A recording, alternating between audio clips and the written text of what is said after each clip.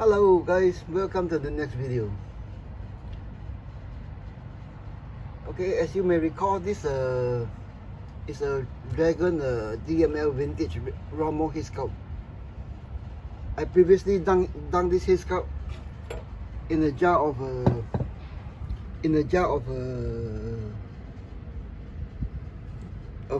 a paint thinner, strip off everything. Then yesterday it has gotten to something like this. Okay. It's still mostly a sunburn red. Then today, this is yesterday's posting. See whether I can get. Yesterday it was this stage. This year today we have the eyes mostly defined. And then I've darkened the entire hair sculpt except the hair a bit using Tamiya red brown. Okay. See if we can pick up any more of this one. Oh no, never mind. Let it just play in the background. Okay, so today we'll continue with ROMMEL.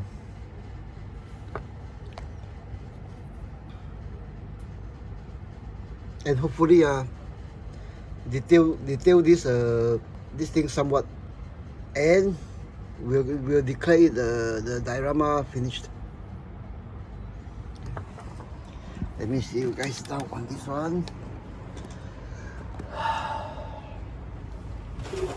This one, focus. Okay. So actually from yesterday's reddish translucent appearance of this bare vinyl hair sculpt. Okay.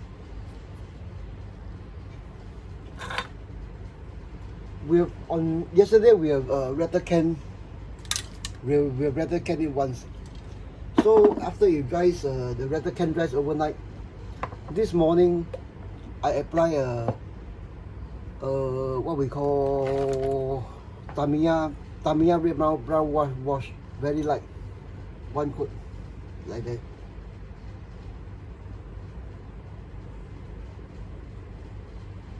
Okay, over the entire hair sculpt. Then of course pick up the important areas. Okay, this is what was done.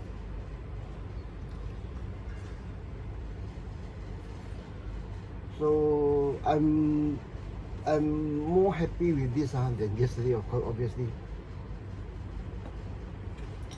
So right now I'm doing the hairline. Now Tamiya how red is actually, what I find is actually very close to those oil paint that a lot of modelers mention. What you call that? Burnt sienna or sienna paints. Very, very close. I mean, y'all can experiment with mixing various colors to get it very close. But so far I'm the lazy kind. I don't actually go all that. Okay, the other thing is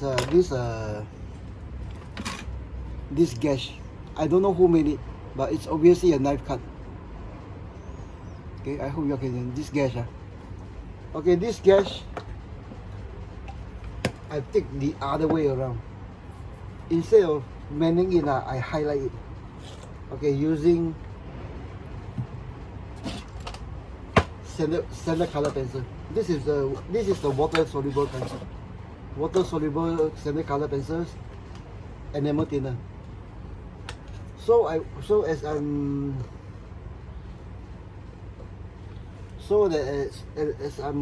highlighting this wound, okay, I have also added blush.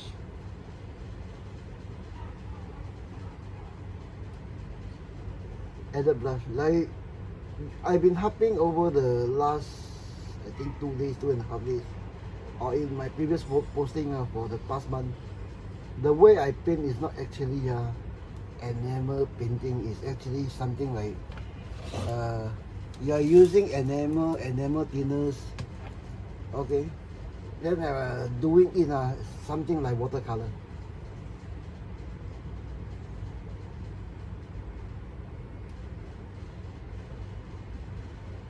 So yeah, I think this I need more.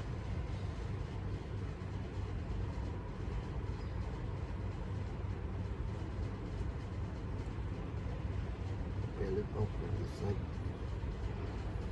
After all, it's the Sahara days, desert. Besides looking red burnt, you need to be chocolate burnt or tan burnt. Some on the brown, and obviously some on the forehead. Where on the forehead? Because of the golden rule is always red, a little bit gold, a little bit of red goes a long way. So be careful with whichever red you are using whenever you are using. So right now,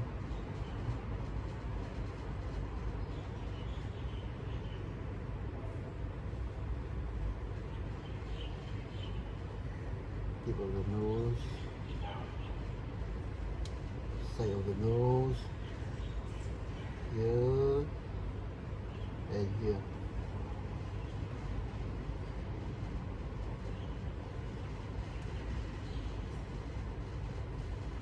Okay, I think yeah. Give me a few seconds.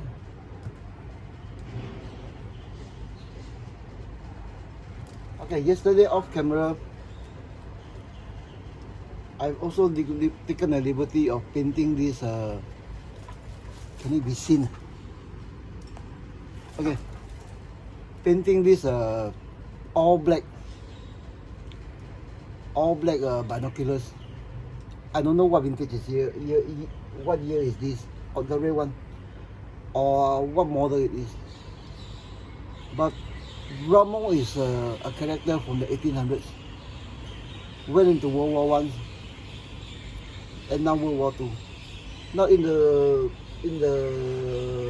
World War I, in the 1918s, 1916s, binoculars tend to be what we call leather covered with leather straps. Okay, this is the same 1mm thick, good skin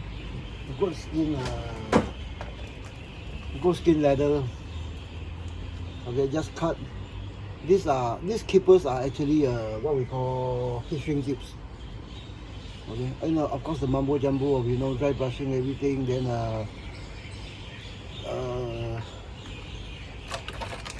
some silver on the lens, followed by Tamiya what we call clear blue.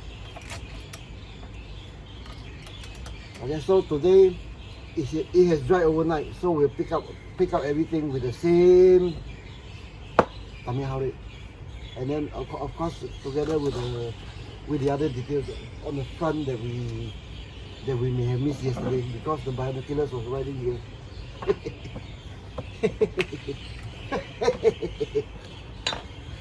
So the same bottle of Tamiya red. In case you are wondering what is Tamiya red, it's XF9. I can't believe it. I went to Tamiya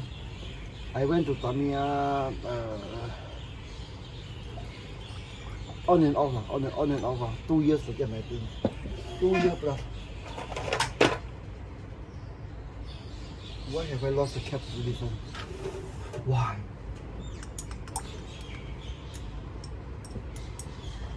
It's here. And besides having bad eyes, having shaky hands, I think my memory is going also. Okay, we'll pick up the darker parts here. Okay, like the same as the face. we'll go over it with a very light wash of this Tamiya Howard, just to blend everything in. Now for this one, don't try to, you know, do it like as though you are doing oils or two type of this paints off the bottle. Don't do that. You do that, as the paint dries, if the body was the colors will somewhat merge together. Let nature do its work.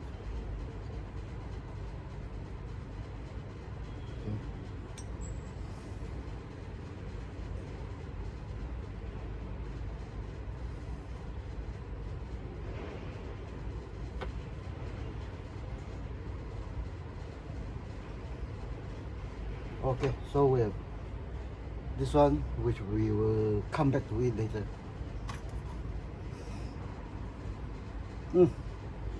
I think I'll do some of the leather also.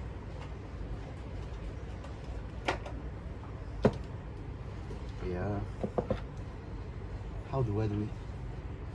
Okay. Let me finish off on the front area. There are some mist spots.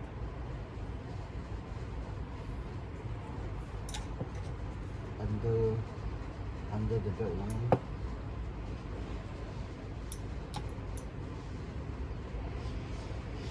Under the pockets. Now these are actually I don't know whether the camera can pick up. These are actually done applied on almost in liquid form.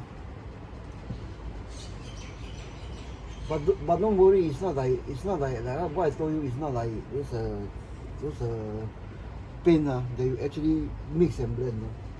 This is actually like watercoloring. The watercoloring method. Okay, let the thing blend by itself. Maybe with with none of the brush. No, just let the solvent go into the dried paint or dry whatever. Okay, let it do the magic. Yeah, these two now matches up very nicely. Okay, some under the crotch area for shadows. Remember, as I mentioned from the last episode, this one is done mostly in black, the shadowing, because it's a standalone figure. This one is done mostly in browns, Tamiya Howard and Tamiya brown. I did this one first because I want to match this one to this one. Okay? If I match this one to this one, it will be dark all over, too dark for desert daytime.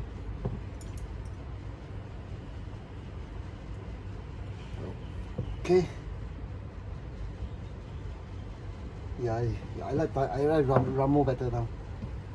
It will require more blending of the camera, because I really can't, given the state of my eyes, I really can't talk, think and paint things like his cups at the same time. But I still can't do eyeballs. I don't do eyeballs. Oh, let me have a correction. Nowadays I don't do eyeballs because my eyes is failing. I used to do eyeballs in 1 to 38, and 1 to 33, 1 to 48. But I have no evidence because most of my stuff are gone. Singapore actually we move around a lot. Okay. In the course of a lifetime, at least 2 or 3 times. This is not rented property now, it's actually bought property now. First we are born into whatever house our parents have. Okay. Then later on, as we get married, we buy our own house. Perhaps some of us rent our own properties.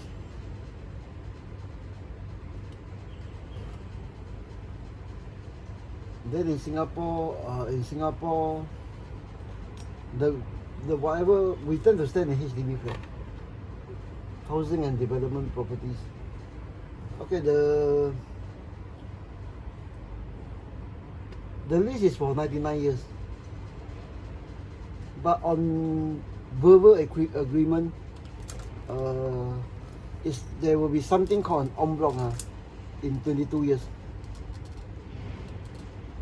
Then as the first minister, finance minister of Singapore, Goh Keng Swee, points out in one of the live TV interviews with Lee Kuan Yew, Hon Swee Sen, the first Prime Minister of Singapore and the first Finance Minister of Singapore.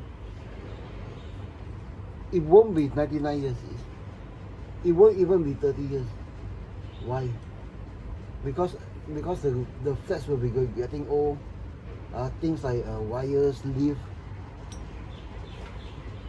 will need new units. So it's actually more cost effective to give us new flat at 22 years, the most 27 years.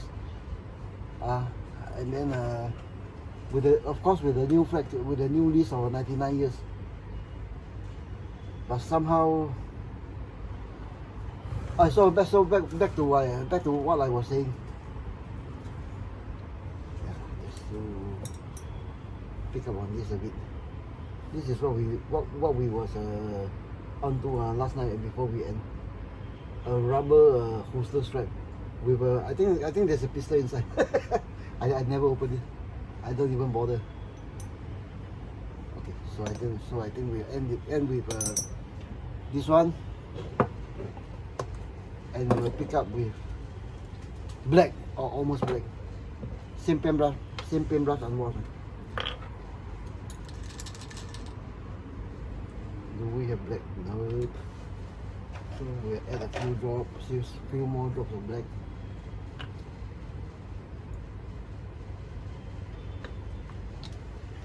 I think we'll make a big. Yeah, I think we can make a big new batch right to the rim with old what we call paintbrush cleaning thinner. Okay, one reason I use this is because of the colors already inside.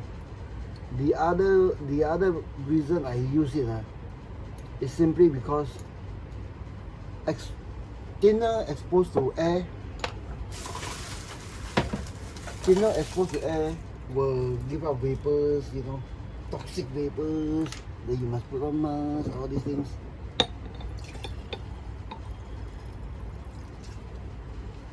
Okay, we have a bottle of this paint hobby store thinner. Okay.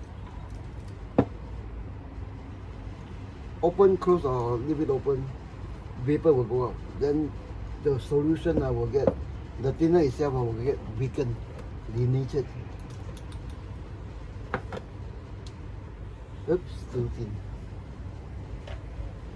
You know when I went to Tamiya only a few days back, they don't even have basic thing like XF1 flat black for 2 years plus. I don't know what's happening.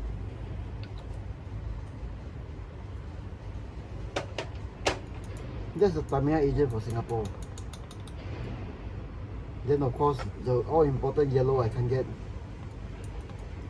The all important flat yellow I can get. All important red, flat red I can get. Unbelievable. They actually give me the same excuse that, oh yeah, it came. But we saw. But they've been telling me that now for the past 2.5 years. Up to a point that I told them, I'll give you my number. The next batch they come in, call me. Which they never did.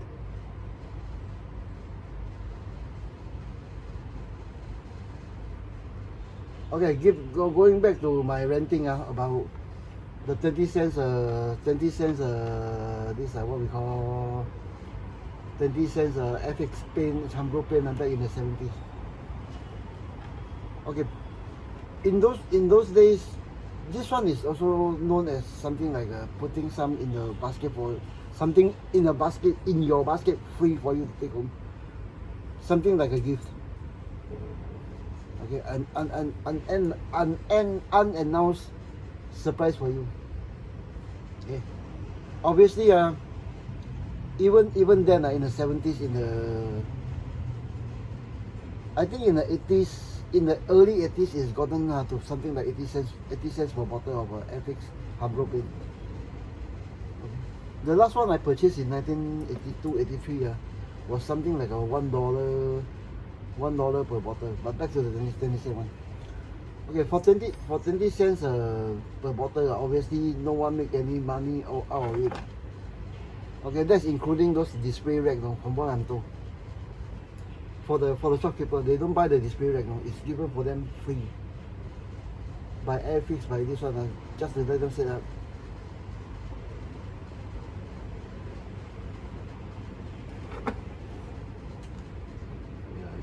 I go over this one with black. It needs more black on the stitching, on the shadow area. Now with cheap hobby paints, obviously, when modelers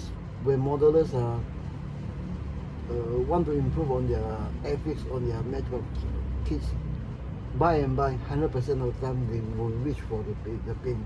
Not on the first kit, not on the second kit, not on the third kit, perhaps on the 7th, 8th kit, or even the 20th kit. Depending on their knowledge, so to speak.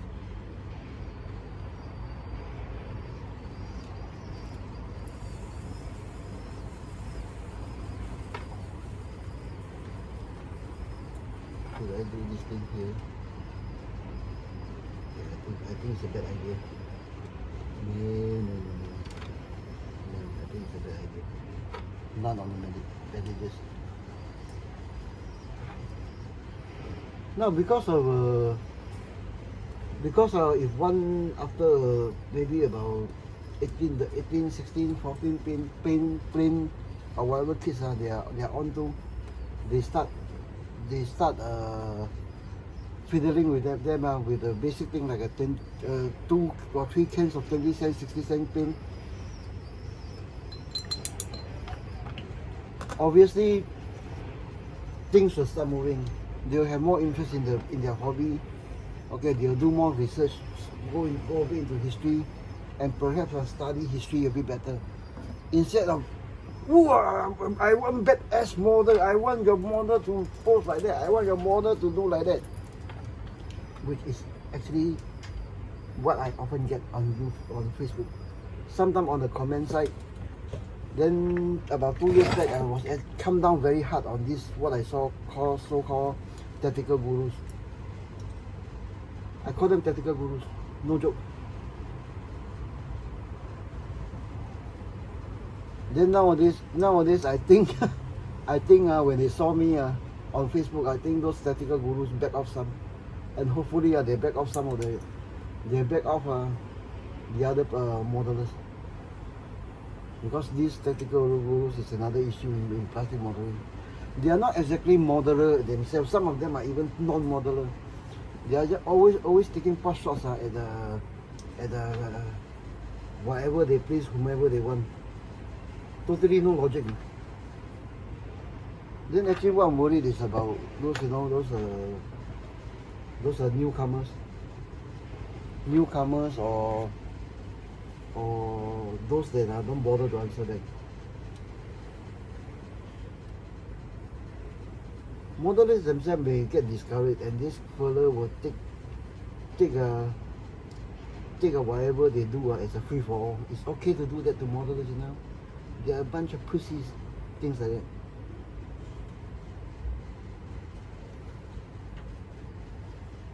But anyways, get back to this 20 cents FX thing, FX painting. Okay, so as things and model things like that, I pick up. Okay, obviously, when anyone dig deep into their hobby to improve that, things will start rolling. Whether it's in leather craft, in scale modeling, plastic modeling. Okay.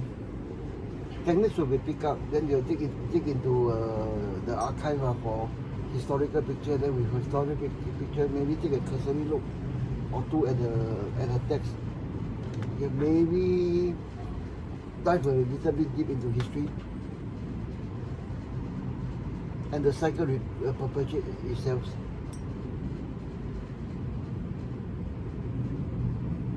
To be fair lah,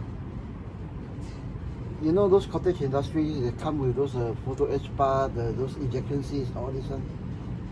It's actually an outcome of the need to go further into hobby. Am I right or wrong?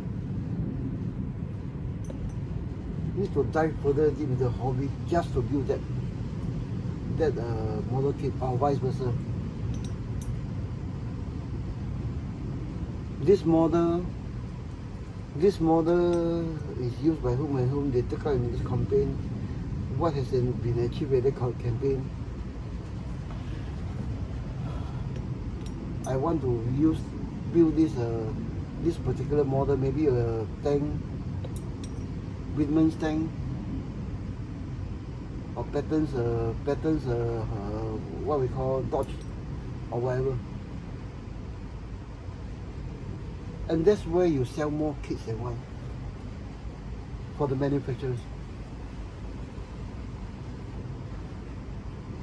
You can argue that the world have changed, whatever, blah blah blah. But let me ask you lah, if you put some of those marketing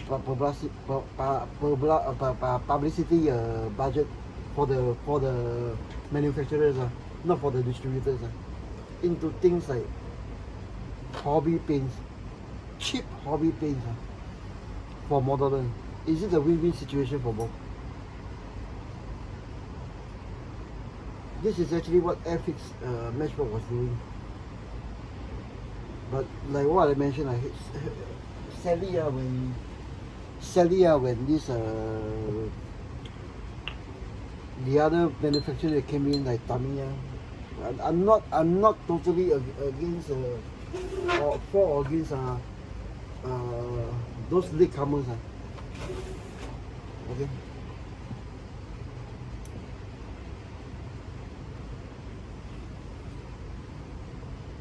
Or in any particular country, like I'm bashing China, I'm bashing Hong Kong, all this one. No, it's just actually the natural attitude. Okay, it's actually started with Tamiya. Tamiya used to follow this Airfix Hambro of supplying cheap hobby paints. When they make their first foray into this plastic modeling, they were not big on radio control then. Radio control for Tamiya has a part in the radio control segment of scale hobby, scale. I can call it scale hobby. Because we were racing in a 1.8, 1.10, 1.12, you know.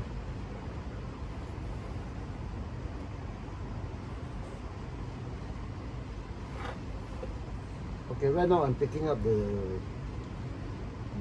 I dry brush everything, then I'm actually picking up the shadows, the stitches on this pair of boots, okay, with black wash, DIY black wash, the one that you saw me do a few minutes earlier. Then yesterday you also see me cleaning off the brushes, okay, by doing something else and clean off the brushes on this pair of boots.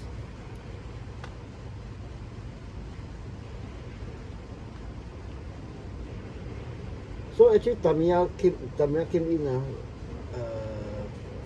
they were also supplying cheap paints with this along the lines of this Airfix and Matchbox. But something went wrong somewhere.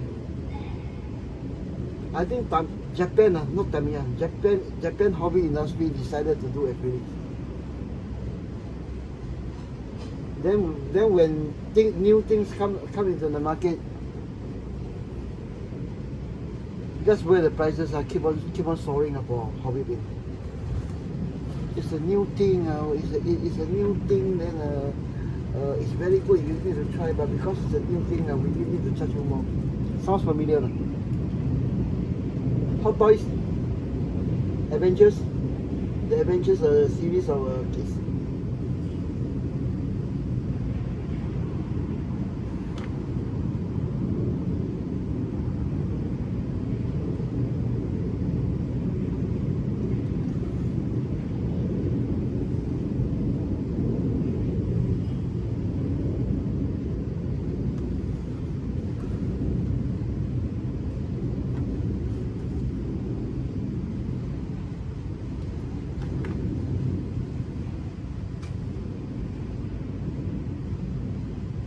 Like why I say that it don't have to be.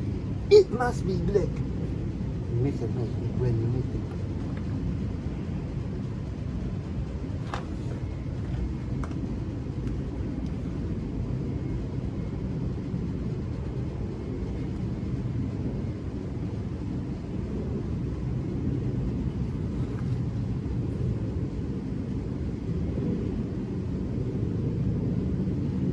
Jim said black had to follow this. No.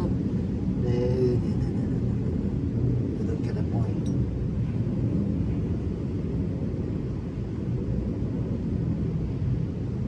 What I told you guys yesterday. This stage, if I'm not on camera, is actually eyes on YouTube, fit on the beach kind of thing. Obviously, it's a sloppy way to to do things, but one can always pull back the wash somewhat when there's a mistake. Okay, so we have a suitably decent pair of dirty boots. You see, I missed the entire side here. Totally missed because of bad lighting and because of our camera work. Poor amateur camera work. Okay, do too much.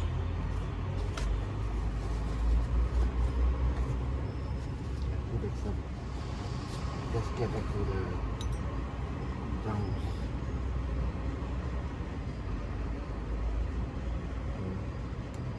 We will repeat the last minute blending, and then we'll let this pair be do some of the fun. Totally miss this side.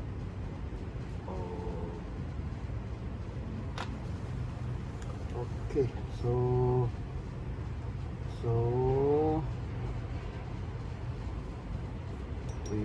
we went back to the same overall blending for all these guys,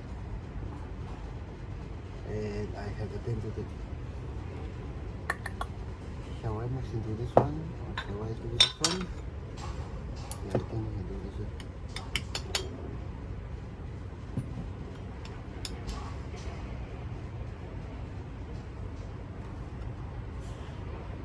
Okay, so more or less, I've got it to a stage I'm quite pleased with on the weathering side. Okay, for now we come to the next stage of what I usually do. Now for let me clean off. This is one of my the only good brush I have. with pointy ends. Okay.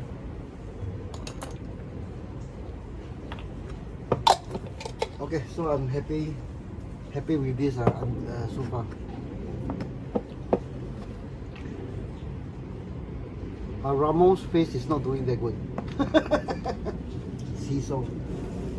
Okay, as I paint Ramon's face from here, while I do the last overall wash,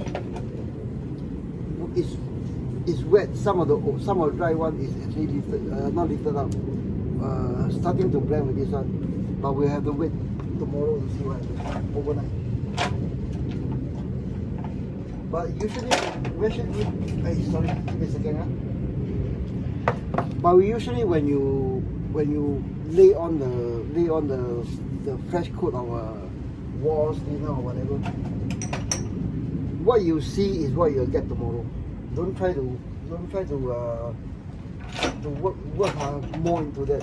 You will destroy the whatever you'll destroy whatever you're trying to achieve. Okay, so let me put you down. Take another closer Ramo. Okay, Ramo right now, focus.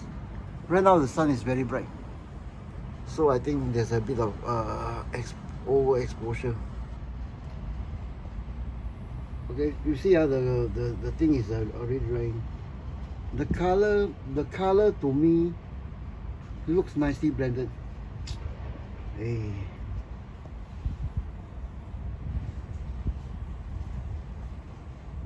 Okay, tune down the exposure. The colors to me actually looks tune down the exposure again. Nicely blended, but they appear to be blotches.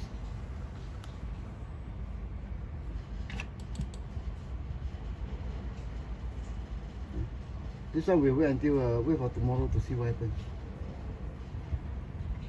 Okay,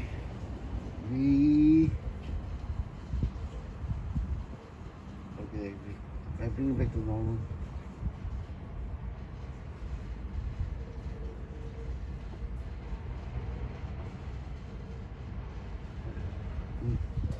Wasted effort. Okay, so right now we have both figures roughly blended together in terms of shades. Okay, those are accessories. Okay. Now this is actually what I never mentioned yesterday. It's actually in this part of weathering. For 135, 148, my actual habit is actually to have my eyes on YouTube, then fit there, because you get a feel of these techniques under your belt. Okay, practice with some old figures. It's actually very relaxing. Actually, it's very relaxing. It's something like, you know, when you're young, when you are small, we go to kindergarten. Then the art teacher give us colors of paint. We dab some color into whatever medium we have, paper, canvas or what. Then we throw water or whatever, let it spread. You know, that sort of thing. Okay, so I think I go to the last one. The last stage of what I do to old figures before we wrap up. It's already 39 minutes. Shit. We forget about the... Okay, I think we'll weather this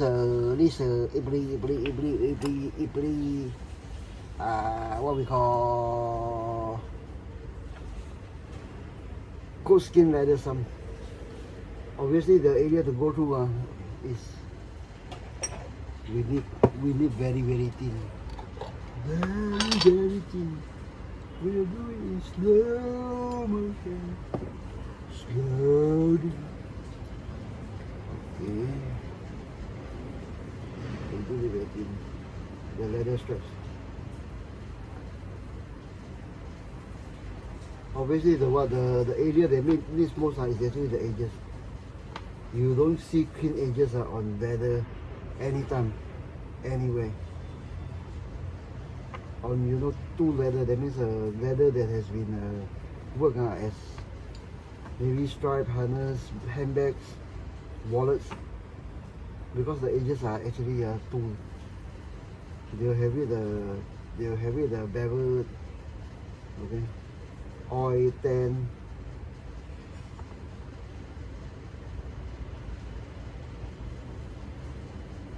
Okay, so the leather now looks like that.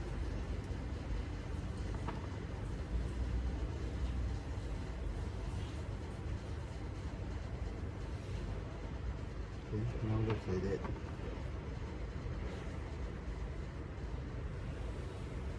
Okay. Pay attention to the back, to the okay.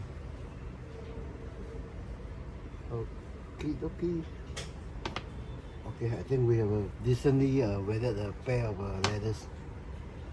So let's pack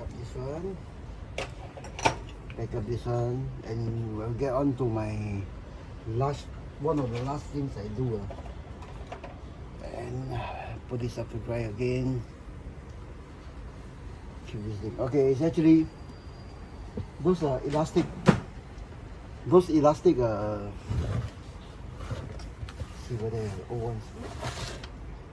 Yeah, those old elastic items. Okay, for this one, this item actually came out from an unopened box this past few months. Some is only about last week when I was building the other one. Okay, things like this one. Okay.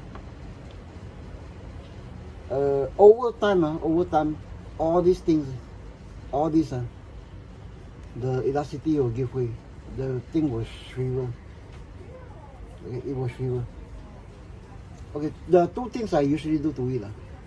First, I go over all this one, all the cloth bungee in wash to dissolve whatever rubber is inside, just rubber inside. Second, I go over this one with this one. Okay, and obviously see what happens. Okay, this one I will not go into this one today because I think in the previous series I described this one in detail when I was building. I don't know what I forgot already. I think I see right here.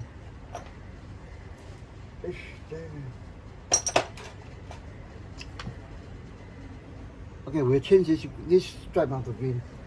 Okay, this one. I think I've described this thing in detail using the same palette. Okay, this is dry.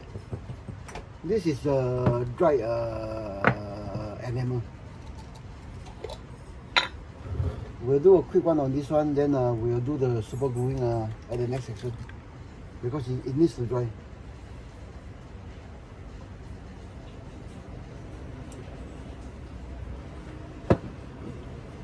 Yep. Remember, this is old dry enamels. It's not watercolor. It's not color pencils.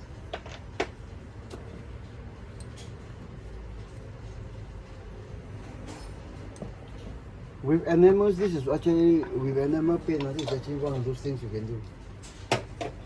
As you can gather, very little enamels, bottled enamels on my bench goes wasted. Of course, obviously, there are spills. There are spills here and there. But very little of them actually ends up.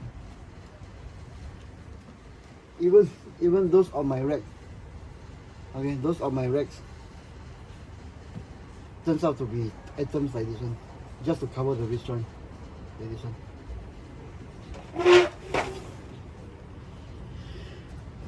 Okay. Okay, the color I'm aiming for is actually something like not the real totally green. It's something like, you know,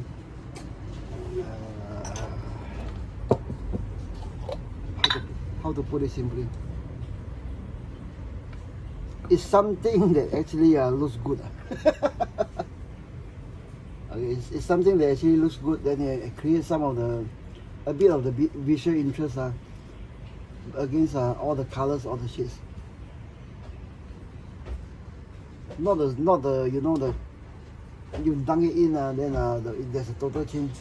Then perhaps you go back to start to pick out the colors and shades to weathering, to washes, to dry brushing, this and that. No.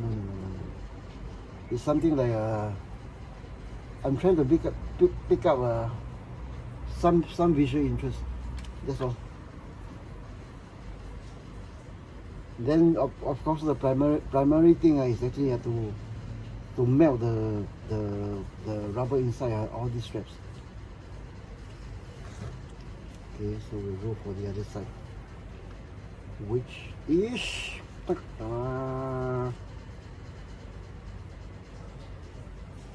I think by tomorrow I should have done this maybe on the when I started. I just totally forgot. If yeah, you see this is weathered, this is totally unweathered. See, you see the difference? It takes actually no special effort. It's something you do here. You just clean off the brushes here. Okay.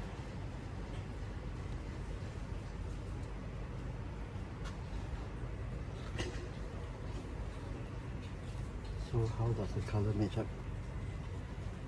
How does it match up? I think we need a bit of green over the shoulder. A bit more.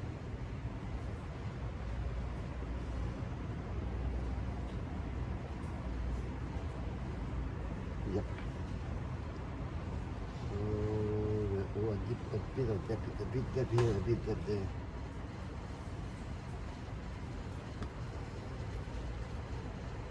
Now another question I actually end up with is, what color should I use? What strap should I use? What uniform should I use? You know, it's not period correct. It's not anything. Depending on what you build. But I can tell you in terms of conflicts. Okay, in terms of conflicts, everything goes. I mean, you look at those old Hollywood, can't talk. Old Hollywood movies. How many times have you seen an American GI with the boots worn out going after German boots? Why German boots? Because these are actually Germany is in Europe. They have been through wars. Muddy wars. Okay. The equipment on their soldier is actually tuned to that theater.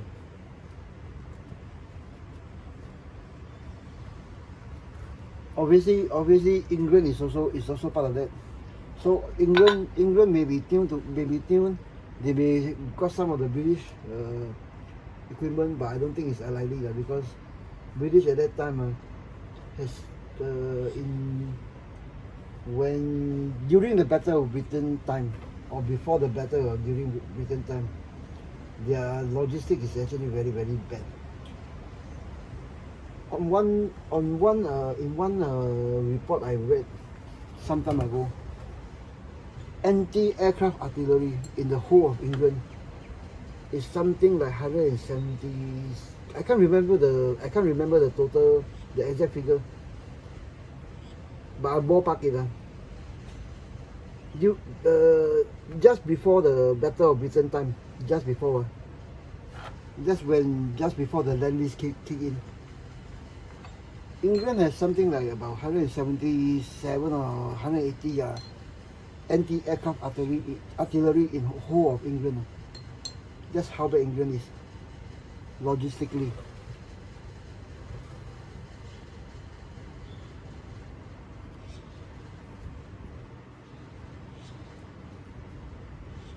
Okay.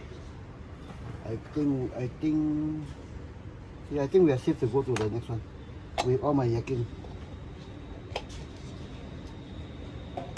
So whichever whatever go into what to make it authentically historical correct, you may be on a fool's errand. Rommel himself is using a British World War I gas mask on his picket. Those, you know, those fantastic photographs you see of Rommel wearing this very modern looking pair of goggles, big white lenses. Those are British gas masks.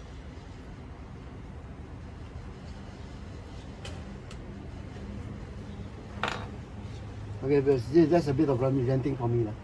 Okay, so I think right now we are safe to do whatever the next step. Super glue. So after super glue, we'll definitely end this session. Okay, this one actually, the way I do it is hook one end. Okay, this end needs to go here. Okay, hug to the contour of the whatever. So the obvious way to do it, a piece of plastic bag over the shoulders. Okay, get this thing into whichever the position you want, and just soak it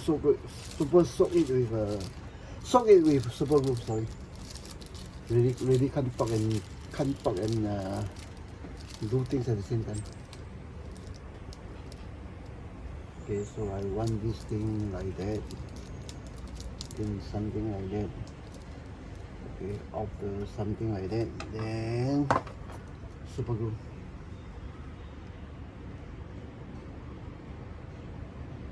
Okay, this one is actually a cheap and fast way to make use of this old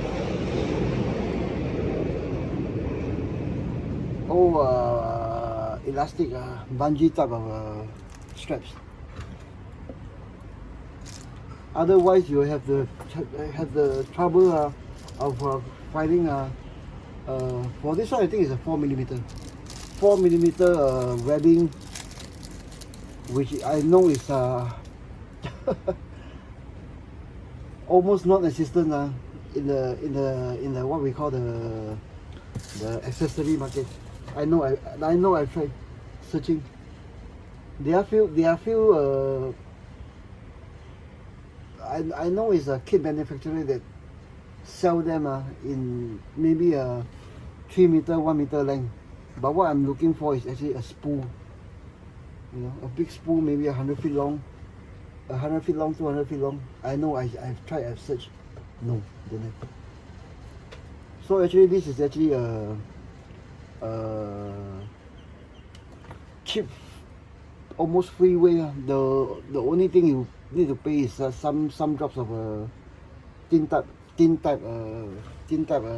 super glue and some enamels and some thinner. Okay, so this one is actually set here. This one. Okay, I need to get the belt in place because it looks better. Okay, so for this one I use the bungee here to support the belt, the other way around.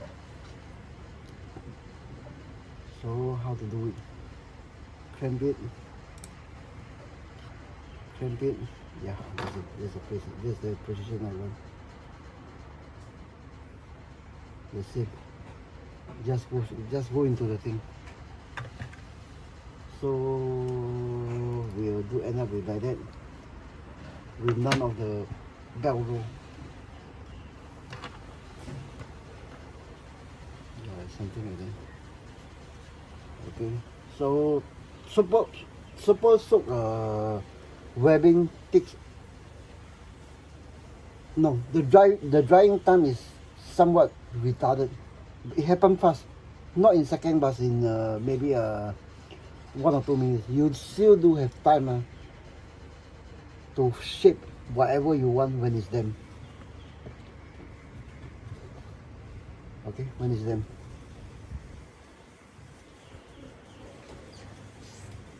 Okay, I think I pull you guys down to have a closer look at this area, and then we'll end the video here. Okay, this is actually the formerly khaki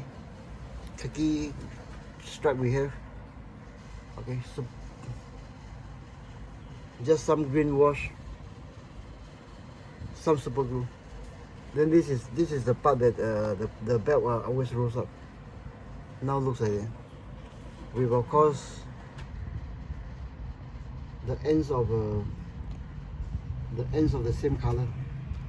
Okay, the ends of the same color showing through. See, but that one could be easy touch up. Okay,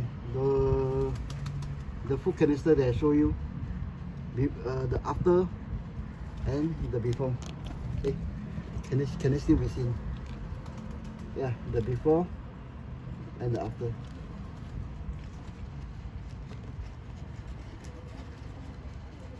Okay, let me get this thing back. While the super glue rise, and of course the pistol holder, the rubber pistol holder. Okay, guys, I think we'll end the vision, the session here. Okay, we'll end the session here. And today, actually, I don't expect this thing to take so long. I was hoping to get some detail on the diorama base, which off camera I actually did. I was doing something silver. I think the binocular silver. Look at the binocular silvers. Then I pick up that piece of what we call, I don't know what on the ground.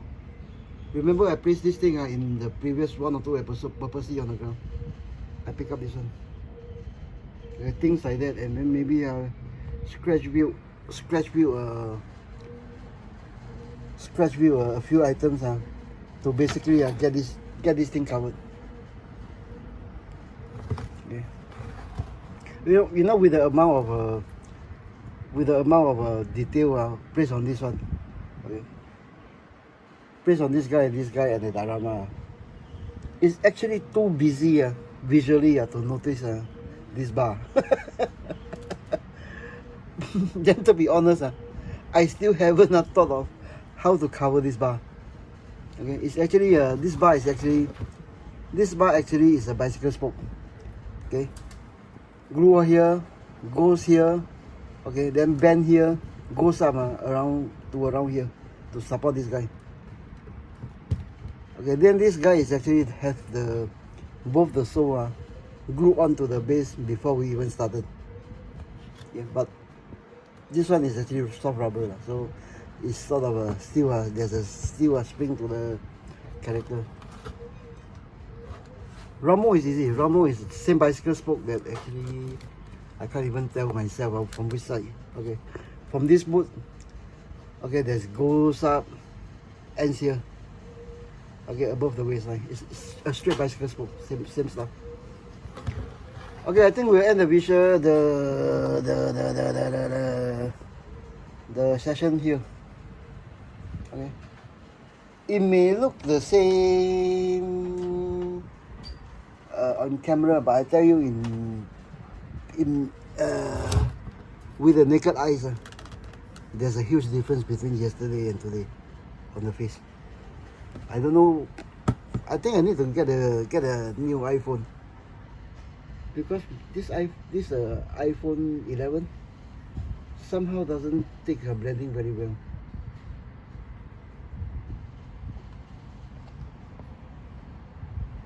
My children tells me go Samsung.